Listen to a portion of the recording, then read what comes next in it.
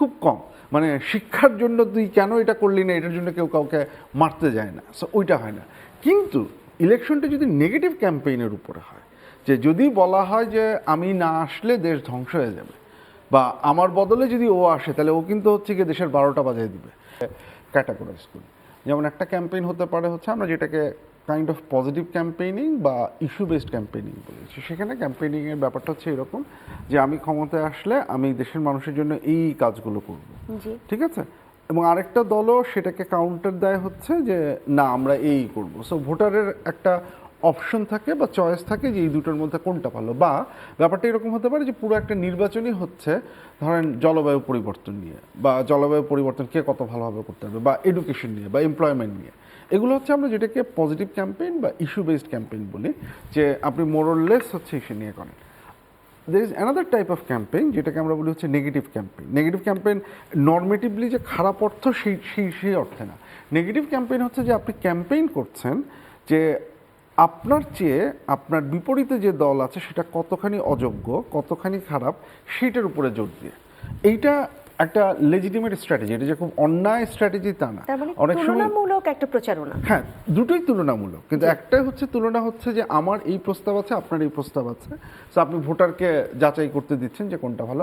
আরেকটা হচ্ছে যে আমাদের দুইজনের মধ্যে আমার চেয়ে ও বেশি খারাপ, সো এই খারাপটাকে হচ্ছে গিয়ে হাইলাইট করা। যে মানে ব্যাপারটা যদি এরকম হয় যে আপনি অনেক সময় দেখবেন যে এরকম একটা বলা হচ্ছে যে আমি রিফর্মের পক্ষে, ও রিফর্মের বিপক্ষে। এটা হচ্ছে নেগেটিভলি একটা, কারণ রিফর্ম হচ্ছে ভালো হিসেবে দেখিয়ে, রিফর্মের বিপক্ষে যে সে খারাপ এইভাবে। আমি আধিপত্যবাদের বিপক্ষে, আরেক দল হচ্ছে আধিপত্যবাদের পক্ষে বা হচ্ছে অন্য একটা দেশের সহায়তায় আছে। আমি বিচার চাই, আরেক দল হচ্ছে এই যে নেগেটিভলি আরেকটা দলকে পোর্ট্রে করা, এইটা হচ্ছে একটা ক্যাম্পেইন স্ট্র্যাটেজি এইভাবে। এখন যখন প্রথমটা হয় ইস্যু বেসড ক্যাম্পেইনিং যখন হয়, তখন কনফ্রন্টেশনের পসিবিলিটি বা মারামারি বা সংঘর্ষের পসিবিলিটি রিলেটিভলি কমে যায়। কারণ তখন আপনি আইডিয়ার লড়াই হচ্ছে যে আপনি এমপ্লয়মেন্টের জন্য উনার এই আইডিয়া, বিপরীতে আমার এই আইডিয়া। উনার আইডিয়াটা সমস্যামূলক, এটাতে এই জিনিসপত্র না, এটাতে বলা হয়নি, এটা কিভাবে বাস্তবায়ন হবে, এটাতে কত টাকা খরচ হবে, এরকম কিছু বলা হয়নি, দেখেন আমরা বলেছি। বা ওনারা যে হিসাবটা দিয়েছেন সেটা আসলে গ্রহণযোগ্য না, এই যে দেখেন আমাদের হিসাবটা হচ্ছে গিয়ে কতখানি বেটার। এইটা হচ্ছে যেহেতু ইস্যু বেসড, সো এইটা এই জায়গাটাতে হচ্ছে কনফ্রন্টেশনের জায়গাটা খুব কম। মানে শিক্ষার জন্য তুই কেন এটা করলি না, এটার জন্য কেউ কাউকে মারতে যায় না, সো ওইটা হয় না। কিন্তু ইলেকশনটা যদি নেগেটিভ ক্যাম্পেইনের উপরে হয়, যে যদি বলা হয় যে আমি না আসলে দেশ ধ্বংস হয়ে যাবে, বা আমার বদলে যদি ও আসে তাহলে ও কিন্তু হচ্ছে গিয়ে দেশের 12টা বাজিয়ে দিবে, আপনি যখন এই ধরনের ক্যাম্পেইনের মধ্যে চলে যান, তখন কিন্তু আপনি একটা আমি ভালো ও খারাপ, মানে এটা একটা পারফরমেন্সের মতো। আমি হচ্ছি কাইন্ড অফ সেভিয়ার, আমি হচ্ছে গিয়ে দেশকে বাঁচাতে চলে আসছি, এবং দেশকে আমি কার হাত থেকে বাঁচাচ্ছি? আমি ডেভিলের হাত থেকে বাঁচাচ্ছি, আমার বিপক্ষ দল হচ্ছে ডেভিল। এইভাবে যখন আপনি পোর্ট্রে করা শুরু করেন, যেটা আমি বললাম যে এটা যে খুব ইললেজিটিমেট ক্যাম্পেইন স্ট্র্যাটেজি তা না, এটা অনেকেই অনেকভাবে করে। আপনি ট্রাম্পের ক্যাম্পেইন স্ট্র্যাটেজি যদি দেখেন, পুরোটাই হচ্ছে গিয়ে নেগেটিভ ক্যাম্পেইনিংয়ের স্ট্র্যাটেজি। অনেক পলিটিক্যাল পার্টি যখন পিছিয়ে থাকে তখন তারা নেগেটিভ ক্যাম্পেইনিং দিয়ে শুরু করে কম্পিটিশন হিসেবে করার জন্য। কিন্তু ওই যে যেটা বললাম, আপনি যখন এইভাবে করছেন তখন কিন্তু আপনি যখন শত্রু হিসেবে দেখছেন, তখন কিন্তু কোনো ধরনের কনভারসেশন, কোনো ধরনের নেগোসিয়েশন, কোনো ধরনের ডিসকাশন, কোনো ধরনের ডায়ালগ, এর কোনোটাই হচ্ছে কি আপনি রাখছেন না।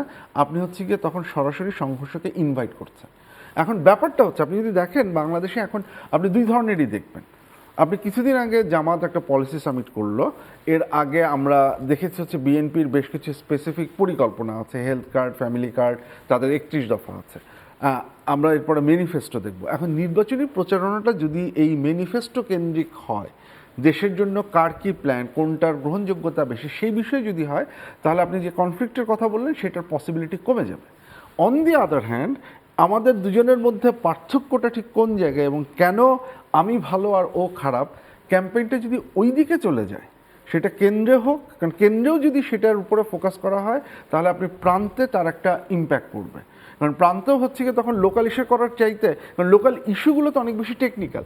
ধরা যাক আপনি বললেন যে আমি মশার সমস্যা কমাবো, বা বললেন যে হচ্ছে গিয়ে আমি এখানে বিদ্যুৎ সমস্যা কমাবো। এগুলো আপনি কিভাবে কমাবেন সেটার একটা রূপরেখা, সেগুলো নিয়ে আপনাকে কথা বলতে হবে।